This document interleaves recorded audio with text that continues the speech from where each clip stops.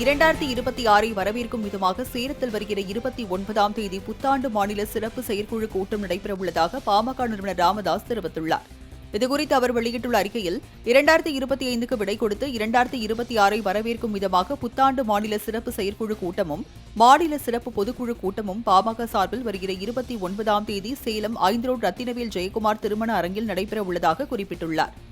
கட்சி வளர்ச்சி செயல்பாடுகள் மற்றும் 2026 சட்டமன்ற தேர்தல் குறித்தும் இந்த கூட்டத்தில் ஆலோசிக்கப்பட உள்ளதாகவும் இதில் பாமக வன்னியர் சங்கம் உள்ளிட்ட அனைத்து அமைப்புகளின் உறுப்பினர்களும் தவறாமல் கலந்து கொள்ள வேண்டும் எனவும் அழைப்பு விடுத்துள்ளார்.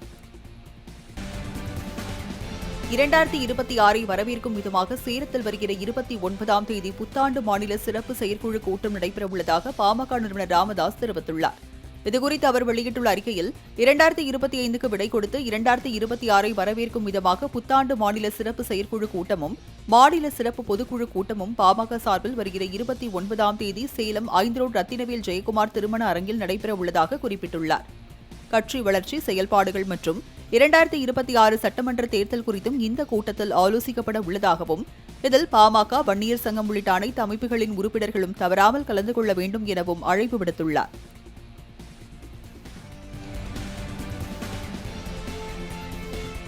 ஞாயிற்றுக்கிழமை என்பதால் சென்னை காசிமேடு மீன் மார்க்கெட்டில் மீன்கள் விற்பனை படுஜோராக நடைபெற்றது. சென்னை காசிமேடு மீன்பிடி துறைமுகத்தில் விடுமுறை தினமான இன்று அதிகாலை முதலே மீன்களை வாங்க மக்கள் அதிக அளவில் கூடி வருகின்றனர். வரத்து அதிகரிப்பால் மீன்களின் விலையும் குறைவாக இருந்ததால் தேவைக்கேற்ற மீன்களை மக்கள் ஆர்வமுடன் வாங்கி சென்றனர். குளிரையும் பொருட்படுத்தாமல் மீன்களை வாங்க திரண்ட மக்களால் காசிமேடு மார்க்கெட் பகுதி களை கட்டியது.